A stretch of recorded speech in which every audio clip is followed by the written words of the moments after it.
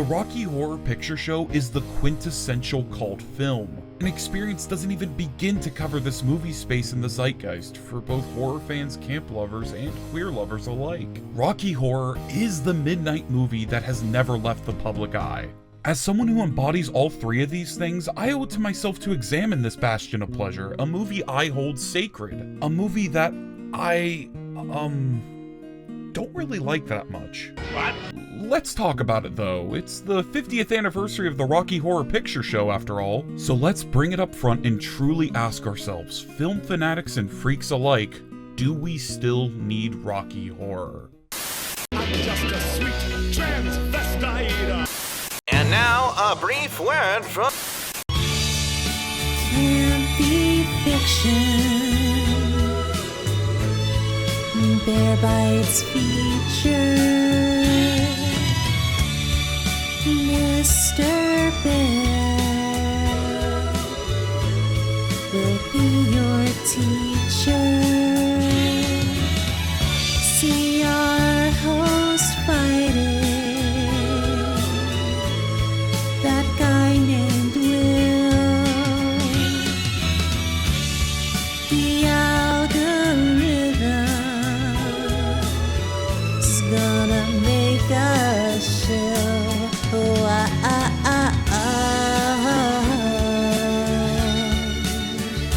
Here's a brief word from the Bear Bites YouTube show.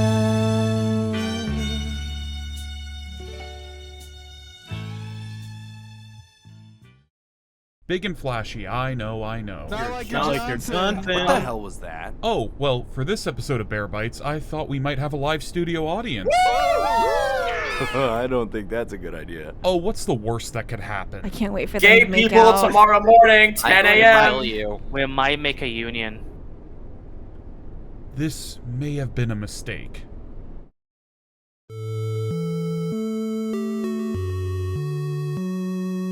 Before there was the Rocky Horror Picture Show, we had 1973's The Rocky Horror Show. It was created by the joint efforts of Richard O'Brien and Jim Sharman. O'Brien was approached by Jim, an Australian director of theatre, to audition for Jesus Christ Superstar. The two would end up getting close, and O'Brien would play him some songs from their dream musical, including science fiction double feature and Hot Patootie. Jim loved what he heard and worked with them to expand the show to play at the Royal Court. As a whole, Rocky Horror brought together schlock horror and sci-fi of the 50s with the glam rock aesthetics beginning to catch on in Britain at the time. This fusion is typically glossed over by the public in today's standards, but it does reveal a striking genetic code to this work. On one hand, you have the very conservative, safe, almost picturesque backdrop of the 50s. Can't you see? Everyone!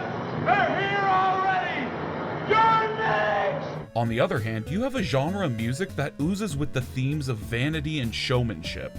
This town ain't big enough for the both of us. This should be like Oil and Water, Fire and Ice, Me and the IRS. But in a clever bit of inspiration, O'Brien wanted to include queer themes into the work, specifically aspects of transvesticism, which would foreshadow later parts of their life. But we will get to that in a bit. It was that spark that connected the two ideas together: artificial society, artificial performance, and audiences seemed to like it. At least, in London. British? It needs to be emphasized that the Rocky Horror Show was not a smash hit. It was a decently well-received theater production that happened to come out at the right place and the right time. A year later, the play would hop its way across the pond and make its American debut in California. Americans. It was there where the first steps towards a film would be taken, with 20th Century Fox investing around $1 million for the production. The making itself took just about 3 months, shot at Oakley Court, a mansion used in many recognizable Hammer horror films like The Brides of Dracula and The Man in Black. Filming wrapped up a week before Christmas. Shockingly, for a first film, it managed to stay under its $1.6 million budget. But movies have to make money, even if under budget, and Rocky Horror's premiere bombed. To give you an idea, its first week box office revenue was $21,000. And there's no money in here! It appeared in just 2 theaters because 8 other theaters canceled the showing because of low interest. So how did Rocky Horror get saved from a fate similar to the likes of From Justin to Kelly and Final Fantasy The Spirits Within? Tim Deegan, an ad exec for 20th Century Fox, had a bright idea. Seeing the success of movies like Pink Flamingos enjoying its own cult following, encouraged the film to replace the midnight showing at the Waverly Movie Theater in New York. What began was cinema history, as the same audience would show up week after week for the quote-unquote growing party atmosphere. It all started when one audience member would scream out during Janet's attempt to shield herself from the weather with a newspaper. Buy an umbrella, you cheap bitch! And boom, the Rocky Horror Picture Show was born in the aisles. People would begin to scream, shout, sing in the theaters, bring out props, shoot water pistols, and more. It was chaos, and it was growing. Rocky Horror has won a legacy as the longest run a film has ever had in theaters, and it's still unbroken to this day. What would result from this investment would be the film that you think of when Rocky Horror is spoken of. But before we talk about the aftershock, I want you to put yourself in the position of someone who watched this opening week. After all, it was just a movie at one point in its life. It's just a little baby. Wah. Just a little baby movie. Wah, wah, wah. You know. Yeah. I try to play along one time and not be snarky, and everyone gives me the silent treatment.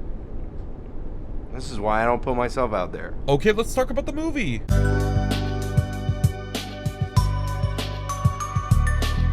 Most discussions on Rocky Horror tend to disregard the actual plot and focus instead on its memorable dance numbers, visual flair, its cultural status as pop art, and more. But here on Bear Force 1, we like to take the films as they are, and Rocky Horror hits us with a full frontal on what it is. Just make sure not to question it.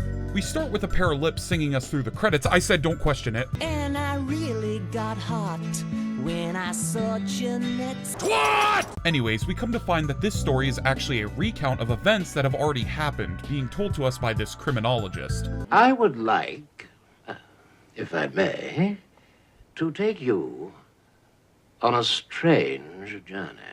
What tragedy is in store for us? 2 white people getting married. Here, we have Brad Majors and Janet Weiss, 2 white picket fence prudes who, in a moment of amorous agitation after their friend's wedding, decide to get married themselves. Oh, shit. They then take a long drive and get lost in the rain, ending up with a flat tire. But what's this? A light over at the Frankenstein place, which coaxes them towards a promise of a telephone and safety. You're awake. Yes, it's raining. Inside, however, lies a cast of kooky characters. Riffraff, the strange help played by Richard O'Brien, Magenta, the maid, and Columbia, a groupie of the castle's owner and mysterious in charge, Dr. Frankenfurter, played by the always welcome on Bear Force 1, Tim motherfucking Curry. Tonight manages to be a special night, as the Mad Scientist Convention has come to see Frankenfurter finally spit in God's eye and bring a corpse to life. And to breed. The titular Rocky enters the plot, a man quite literally born minutes ago, and a specimen of fine masculinity. In fact, I'll venture to say there's nothing homoerotic about this whatsoever, oh god damn it. Try to build up his shoulders, his chest, arms, and legs. From here, a strange rock and roller named Eddie bursts through a cooler and starts, riding his motorcycle around and around before Frankenfurter kills him, which then everyone goes to bed, and then Frankenfurter tries to sleep with Janet, who fights back, and then sleeps with Brad, who succumbs to it. So Janet then goes to run off and sleep with Rocky, who should be gay now, but maybe bi, I don't know, and then Dr. Scott shows up and... What do you want me to say? Like, actually, this movie does not have a plot in the back half. It's just transitions. Shut up. It's just transition after transition to hit each musical beat. There's no structure here. It's not a story. Why am I doing a plot synopsis of a movie that doesn't care about its own plot? Dude, relax. It's Rocky Horror. It's not about the plot. I know it's not about the plot, but man, like, please tell me what song in the back half of the movie you care about. Or hell, what scene do you give a shit about? It's got the great RKO set, sure, but Rocky Horror front-loads pretty much everything that's memorable about it in the first half. The last half of the movie is like what happens at every party. All of the fun guests start to leave, and who's left is a bunch of shuffling awkward dudes trying to hit on the lesbians left at the back of the show who definitely aren't going home with them. You don't usually get mad at movies like this. Is everything alright? No! I don't know, but today seems kinda ass. In all of its camp and lack of care and structure, the film titled The Rocky Horror Picture Show is undoubtedly a mess. Taking away the bright sheen of the songs and aesthetics, which the film proudly delivers on, what's left is a giant question mark. There's nothing to take away from the story, an homage potentially to the B-movies it's trying to parody, but it is still sloppy and you can't even claim it's studio interference. The creators and multiple original cast members were a part of this. This is quite literally the unfiltered idea of Rocky Horror. At this point, I have to ask, do I just not get it? It's not about the movie itself. It's everything else that surrounds it. The culture. It's the culture, Bear! Okay, so how the fuck am I supposed to review and examine that, Will? No, seriously, what am I supposed to do with an answer like that? I review media on this channel, and anytime someone tries to examine this film, immediately it gets invalidated because it's not about the shit on the screen. It's the midnight showings, it's the passing of the torch from one generation to the next. It's basically a holiday at this point. Actually, you know what? That's the perfect explanation for this. Rocky Horror is treated more so as a holiday than actual art. How the fuck am I supposed to review St. Patrick's Day? Okay, but for real, you see the issue here, right? When taking a look at something so critically that has been around for 50 years, it's akin to questioning the entire holiday. And with that, you're asking many to change a celebrated tradition, especially in the queer community. I don't know if you guys have noticed, but things ain't so good for us right now. It is a lot to bear, but I ask you to please keep an open mind for what I'm about to say. We've already established that the Rocky Horror Picture Show's contents are not what has carried this tradition for 50 years. This flick is a mess. It couldn't even carry it out of its initial box office earnings. It was the queer community that, in its great effort, preserved this schlock in bountiful layers of irony and humor. It almost seems accidental that this show, of all things, was the one picked to stand the test of time. But then again, if you get enough fun people to start bullshitting in front of a movie, does the backdrop even matter? Well, yeah, it kinda does, because what the backdrop is all but flattering. The elephant in the room is, of course, Dr. Frankenfurter. There's already been a lot of debate about this character in the queer community, mainly regarding whether or not they are a transphobic stereotype. I mean, you gotta admit, it's not a flattering depiction of a trans person, wouldn't you say? One from the vaults. Well, that's the rub, because this all centers around ancient conflations of two queer stereotypes that, when paired together, come off as bad, for a lack of a better term. I mentioned earlier in this video that Richard O'Brien wanted to explore themes of transvesticism in Rocky Horror. Now, it's easy to look at this word and confuse it with transgender, but they are two entirely different things. Transvesticism, or like the song says, is an antiquated term for cross-dressing, but not in a performative way. If you want performative, that's drag and down the hall and to the left. Transgender, of course, is a person who does not identify with their sex they were assigned at birth. Again, quoting the song, is a mostly outdated term for a transgender person. Why? Well, look at the word. It highlights the traits of that biological sex, physical characteristics like genitalia or voice pitch. Transgender is more all-encompassing because those characteristics aren't necessarily part of being trans, hence the gender in transgender, which is inward-facing. I know that's a lot, but what you should take away from this is that Richard spliced and diced different concepts together to create an amalgam that doesn't do justice to the community it portrays. Now, some of you might be saying, Bear, this was the 1970s, these terms were not as well understood as today, maybe don't judge past works based on today's standards. This is something I hear often when critiquing older works with less than ideal modern standards. Is that fucking blackface, dude? In some cases, like say with the production value or limitations of the time, it can be a valid one. I get that, but when it comes to this kind of stuff, whether it's about race, religion, sex, color, or creed, I think it falls apart. Why? Well, you're kind of proving why it shouldn't be put up on a pedestal in modern times, are you not? Other than historical examinations, which I'm sure is the first thing everyone has in mind when going to a midnight showing, I can't think of a good reason you'd tout this around. Even in those past standards though, Frankenfurter was still not a good depiction of a trans person. Frankenfurter wasn't for the time and never was. They were what trans people had to settle with. It's not like those negative stereotypes popped out of thin air. The character itself is the embodiment of lust, never satisfied with their sexual desire, ruining a marriage, not counting shock treatment, creating a newborn to make a sex slave, murdering past lovers and eating them, and manipulating those left into an orgy doesn't come across as understanding the community. Which leads me to say, yes, trans people can be villains in media. In fact, it's nice to have representation that isn't always the good guy. Being dastardly can be fun for a change, but when your biggest trans rep in movie history is someone who doesn't even represent you accurately and mocks you, it feels icky. It also doesn't help that Richard O'Brien is a trans TERF too. Let me elaborate on that, cause it's not as cut and dry as, say, J.K. Rowling.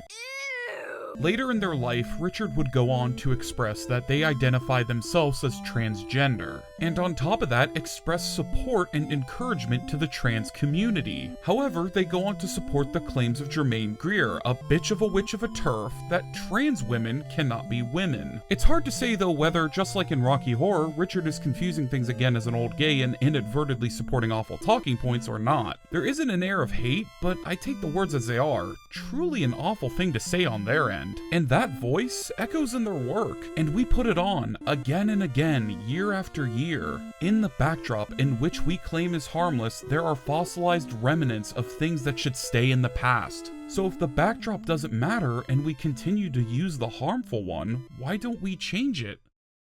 Do we still need Rocky Horror? No, I don't think so. But I'm not asking you guys to disown or dislike this movie. Hell, even I enjoy parts of Rocky Horror and going to an occasional midnight showing. Believe it or not, it's okay to like things. Yes, and this film does hold an important place in queer history. What I am asking is to start new traditions and not let Rocky Horror be the monolith it is. It's been 50 years. It's had a good run being the dominant force. But I think there are other queer voices out there that deserve a chance and frankly deserve better representation. Like, going back to the holiday analogy, in the US we changed, in some locations, Columbus Day to Indigenous Peoples Day. The goal of this was to move the conversation away from an awful human being to the victims of his scourge, celebrating those people who were here before the colonization. To the people this affected, this was a good change. And without trying to sound like an ass, most Americans didn't really care, or they do care because they get a day off work. The shift occurred, no harm, no foul, and everyone wins. Why can't we do this for Rocky Horror?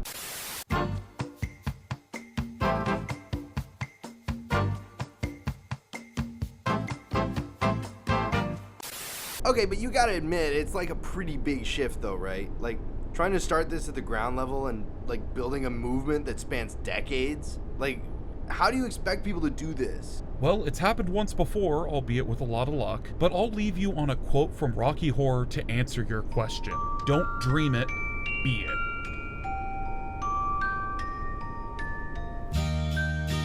Can't be fiction. Their bites feature. They're supporting his local theater. Queer love conquers through our strength and will. Our culture fosters on hope until we have to go. That's the brief word from your Bear Bites YouTube show.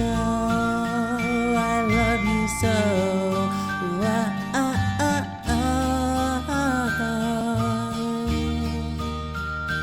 That's the brief word